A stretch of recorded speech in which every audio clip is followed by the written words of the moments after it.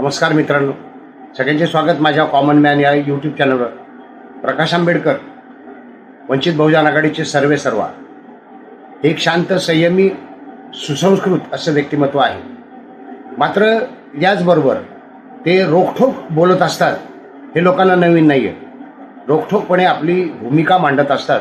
अशा वेळी ते कोणाचीही भीती बाळगत नाही किंवा कोणाचीही भीडभाड न बाळगता ते स्पष्टपणे रोखठोक आपले मुद्दे मांडत असतात.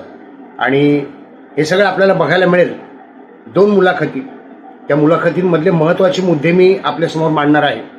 त्यात प्रकाश आंबेडकरांची भूमिका नेमकी काय आहे, कशा पद्धतीने त्यांनी आपली भूमिका रोखठोकपणे मांडलेली आहे, ते मी या व्हिडिओत सांगण्याचा प्रयत्न करणार आहे.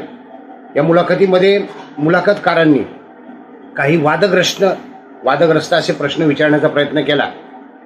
काही नॅरेटिव्ह सेट करण्याचा प्रयत्न केला. प्रकाश आंबेडकरांच्या तोंडून काही वदवणून घेण्याचा प्रयत्न केला.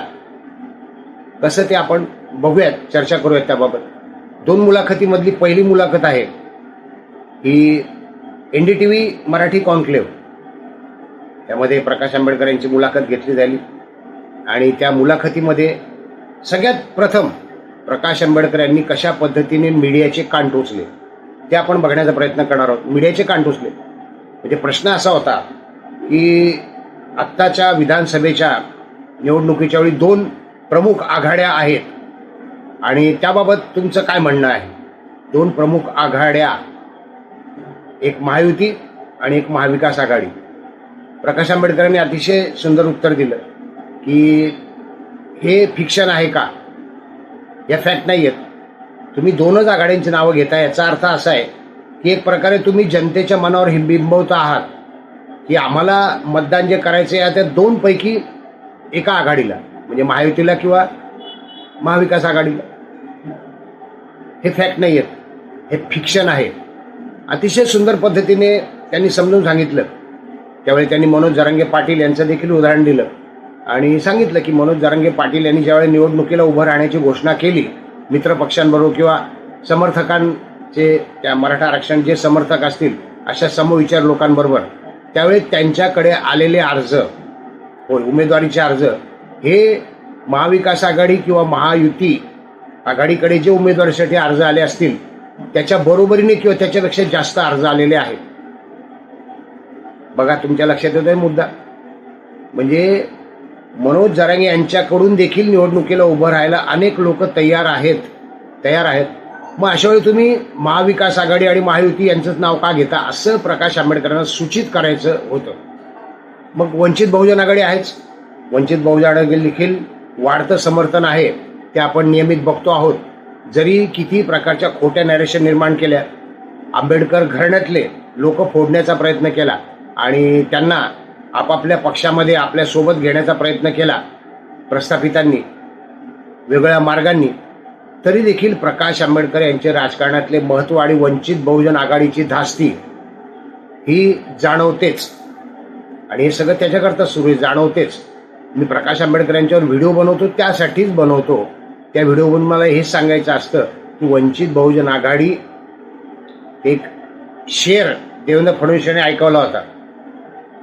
हो, त्या शेरची मला आठवण झाली की फिर आऊंगा लौट के आऊंगा समंदर हूँ. ऐकला असेल तुम्ही तो शेर. तसंच वंचित बहुजन आघाडीचा समुद्र म्हणूया आपण आता पुन्हा एकदा राजकारणात अतिशय जोमाने आणि वेगाने येणार आहे. यावेळी मतदान तुम्ही बघा, विधानसभेच्या ज्यावेळी निकाल लागतील त्यावेळी तुमच्या लक्षात येईल की तसाच दबदबा किंवा त्यापेक्षा जास्त दबदबा वंचित बहुजन आघाडीचा असेल. NDTVच्या मुलाखतकाराला हा मुद्दा तर प्रकाश आंबेडकरांनी सांगितलाच. त्याचबरोबर 2 दावे प्रकाश आंबेडकरांनी केले होते, त्यातला पहिला दावा शरद पवार यांच्याबद्दलचा होता की शरद पवार यांनी दाऊद इब्राहिमची भेट घेतली. आणि भेट घेतली इतकेच नव्हे तर त्यावेळी दाऊद इब्राहिमने शरद पवार यांना किमती अशा भेटी देखील दिलेल्या आहेत. किमती कुठल्या भेटी आहेत मी व्हिडिओ बनवला आहे त्याबद्दल प्रत्यक्ष. तर या दाव्याबद्दलची सत्यता बाबतीत किंवा तुमचं काय म्हणणं आहे असं ज्यावेळी विचारलं गेलं तेव्हा प्रकाश आंबेडकरांनी सांगितलं, त्यांनी जुन्या घटना देखील सांगितल्या लोकसभेतल्या, राज्यसभेतल्या. आणि त्यावेळी राज्यसभेत मी खासदार होतो त्यावेळी सांगितलं की हा मुद्दा आला होता चौकशीसाठी लालकृष्ण अडवाणी हे त्यावेळी गृहमंत्री होते आणि त्यांनी चौकशी करण्याचे ठरवले केले होते. त्याकरता बोरा कमिटी देखील बसवण्यात आली होती. एक बोरा नावाची कमिटी, ते प्रमुख होते बोरा. पण पुढे त्याच्या अहवालाचं काय झालं ते सांगता येणार नाही, कारण राजकीय नेत्यांच्या सगळ्यांच्या तंगड्या एकमेकात अडकलेल्या असतात, सगळ्यांच्या तंगड्या मोठ्या राजकीय नेत्यांच्या, आणि त्यामुळे एकमेकांना बऱ्याचदा सवलती दिल्या जातात, एकमेकांच्या भानगडींकडे दुर्लक्ष केलं जातं किंवा मॅनेज केलं जातं, सांभाळून घेतलं जातं, असंही म्हणायला हरकत नाही.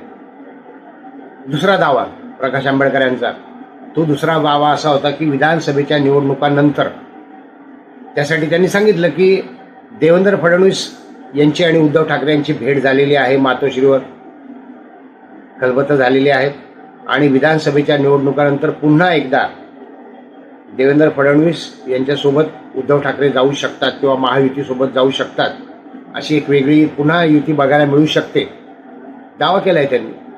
आणि जो आरोप वंचितच्या कार्यकर्त्याने केला होता सिद्धार्थ मोकळे यांनी, त्यांनी सांगितलं की त्याचीकडची माहिती त्यांनी सांगितलंय, हा दावा खरा खोटा सिद्ध करायचं काम मीडियाचं आहे आणि मीडियाने त्या बाबतीत त्या विशिष्ट नेत्यांना प्रश्न विचारले पाहिजे, पण त्याच्याऐवजी तुम्ही पुन्हा मलाच विचारता, असा प्रकाश आंबेडकरांचा एकंदरीत रोख होता. हे दोन दाव्याबद्दल बोलले. त्याचप्रमाणे अनेक राजकीय विषयांना स्पर्श करून जाणारी त्यांची अशी मुलाखत होती आणि रोखठोक भूमिकेतली मुलाखत होती. दुसरी मुलाखत आहे पुढारी न्यूज चॅनलवरची प्रसन्न जोशी यांची. प्रसन्न जोशी कुठल्या विचारधारेचे आहेत ते मी सांगायची गरज नाही, पुरोगामी विचारधारा आहे. मात्र अनेकदा असं होतं की पत्रकार हे ज्यावेळी एखाद्या व्यक्तीची मुलाखत घेत असतात त्यावेळी बऱ्याचदा स्वतःच्या मनच्या गोष्टी त्या व्यक्तीच्या तोंडी घालण्याचा प्रयत्न करत असतात, स्वतःच्या मनातल्या गोष्टी हे म्हणतोय मी. तसंच झालंय.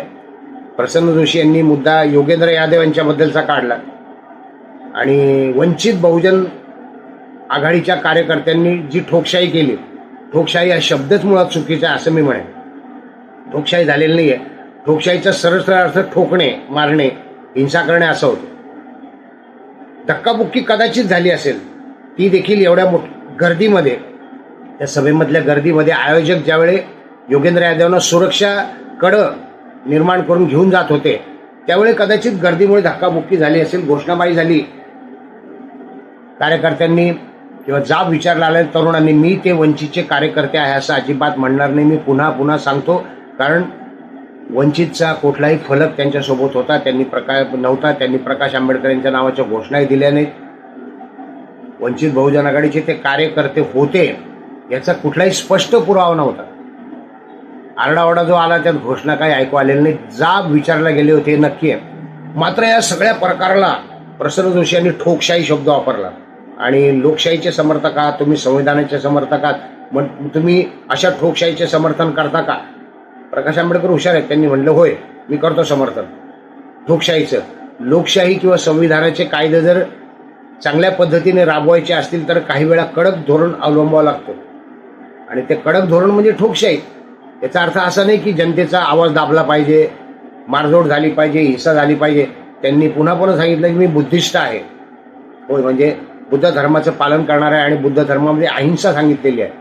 त्यामुळे प्रकाश आंबेडकर यांना जो ठोकशाही शब्द वापरला गेला त्यांनी देखील तो वापरला गेला की होय मी ठोकशाहीचा समर्थक आहे. आणि त्यांचं स्पष्ट म्हणणं होतं की इच्छा असली एखादा कायदा राबवण्याची, एखादा नियम राबवण्याची, तर त्याकरता कडक धोरण अवलंबायला पाहिजे असा त्यांच्या एकंदरीत बोलण्याचा आशय आहे. ठोकशाहीचा अर्थ लगेच लोकांनी घेऊ नये की प्रकाश आंबेडकर हे हिंसावादी झाले का. मुळातच योगेंद्र यादव यांचं प्रकरण का झालं होतं, ती ज्यावेळी काँग्रेसच्या समर्थनार्थ म्हणजे पुरोगामी विचार घेऊन अकोल्यात सभा घेतली होती, अकोल्यातच का हा देखील प्रश्न आहे. जो प्रकाश आंबेडकरांचा गड किंवा त्यांचा मतदारसंघ समजला होतो तिथेच का घेतली सभा, तर त्याबद्दल मी एक व्हिडिओ बनवला आहे की प्रकाश आंबेडकर यांच्या समर्थकांमध्ये फूट पाडण्यासाठी, भेद निर्माण करण्यासाठी ती सभा होती. जे कार्यकर्ता विचारला गेले होते, जे कार्यकर्ते ज्यांनी तिथं हुल्लडबाजी केली असा आपण शब्द वापरूयात, त्यांचा मुद्दा बरोबर होता की संविधानाची प्रत हातात घेऊन फिरणारे राहुल गांधी लोकसभेच्या निवडणुकीच्या वेळा आणि सुप्रीम कोर्टाचा ज्यावेळी निर्णय येतो निवडणुकांनंतर आरक्षणाच्या वर्गीकरणाबाबत किंवा स्थानिक स्वराज्य संस्थांमधील आरक्षणाबाबत, हा निर्णय याचं काँग्रेसही स्वागत करतं, भारतीय जनता पार्टी स्वागत करते. कर्नाटक आणि तेलंगणामध्ये काँग्रेसचं सरकार जेथे आहे तेथे लगेच हा निर्णय लागू देखील केला जातो असं सांगितलं जातं. याचा अर्थ तुम्ही संविधानाने दिलेल्या आरक्षणाबद्दल तुम्ही आता ते आरक्षण संपवण्याच्या मागे आहात असं प्रकाश आंबेडकरांचं म्हणणं आहे. आणि म्हणूनच तुम्ही ज्या संविधानाची प्रत हातात घेऊन मतं मागितली होती जनतेकडे आणि तुम्हाला अपेक्षित किंवा अनपेक्षित म्हणूयात हे यश मिळालेलं आहे इंडिया आघाडीला, अशा वेळी काँग्रेसचा समर्थक कोणी जर भाषण करायला येत असेल तर त्याला जाब विचारण्यात काहीही चूक नाही की तुम्ही सुप्रीम कोर्टाच्या निर्णयाला आव्हान का दिलं नाही. सुप्रीम कोर्टाच्या निर्णयाचं स्वागत तर केलंच, उलट काँग्रेस शासित 2 राज्यात तो लागू देखील केला, भारतीय जनता पार्टीने देखील स्वागत केलं. याचा अर्थ प्रकाश आंबेडकरांचं म्हणणं आहे की आरक्षणाला धोका आहे. विधानसभेच्या निवडणुका झाल्यानंतर हा मुद्दा विधानसभेत येईल, पुन्हा एकदा हा मुद्दा राज्यसभेत लोकसभेत देखील येऊ शकतो आणि आरक्षणाला धोका निर्माण झाले, संपूर्ण आरक्षणच रद्द करण्याचं षडयंत्र आहे की काय अशी शंका येते. आणि ही शंका स्वाभाविक आहे. आता आरक्षण, मराठा आरक्षण म्हणूयात आपण किंवा ओबीसी आरक्षण, मागासवर्गीयांचं गरजेचं आहे का, आता किती वर्ष देणार, हे सगळे मुद्दे आपण बाजूला ठेवूयात कारण बुद्धिभेद करायसाठी हे मुद्दे आहेत. पण आरक्षणाला धोका आहे निश्चित. आणि ते मंडळी जाब विचारले गेले होते, त्याला ठोकशाही हा शब्द प्रसन्न जोशींनी वापरला की लोकशाही की ठोकशाही, आणि म्हणून तो ठोकशाही शब्द प्रकाश आंबेडकरांनी वापरला. पण मी पुन्हा पुन्हा सांगतो की वंचितचे ते कार्यकर्ते नव्हतेच असा माझा दावा आहे आणि त्यांनी ठोकशाही कुठली केलेली नाही. ते जाब विचारला गेले होते, तो संविधानाने दिलेला अधिकार आहे. होय, मोर्चे काढणे, आंदोलने करणे, धरणे धरणे हे सगळे अधिकार आहेत आणि त्यानुसार ते जाब विचारले गेले होते. तर त्याला ठोकशाही हा शब्द हा केवळ त्या अर्थाने ठोकशाहीच्या खऱ्या अर्थाने वापरला नाही तर कडक या अर्थाने वापरला गेलाय किंवा जनतेचा वचक नेत्यांवर या अर्थाने वापरला गेलाय की नेत्यांनी जर काही आश्वासन दिले असतील तर ती पूर्ण झाली नाही म्हणून जनतेला जाब विचारण्याचा अधिकार आहे. तुम्ही या मुलाखती यूट्यूबवर नक्की पहा. अनेकांना खटकला ठोकशाही शब्द की प्रकाश आंबेडकर अहिंसेचे समर्थक किंवा ते संविधानाचे समर्थक, संविधानवादी, लोकशाहीवादी, मग ठोकशाही हा शब्द कसा काय आला, कारण तो हुकुमशाहीच्या बरोबरीचा शब्द आहे. तर त्या शब्दाचं मी फोड करून सांगण्याचा प्रयत्न केला आहे की प्रकाश आंबेडकर कुठल्या अर्थाने त्यांनी ठोकशाही शब्द वापरलेला आहे. व्हिडिओ आवडला असेल तर लाईक करा, शेअर करा, सबस्क्राईब करा, जास्तीत जास्त लोकांपर्यंत पोहोचवा प्रकाश आंबेडकरांचे विचार. त्यातच आपलं यश दडलेलं आहे विधानसभेत, येणाऱ्या विधानसभेमधलं. धन्यवाद.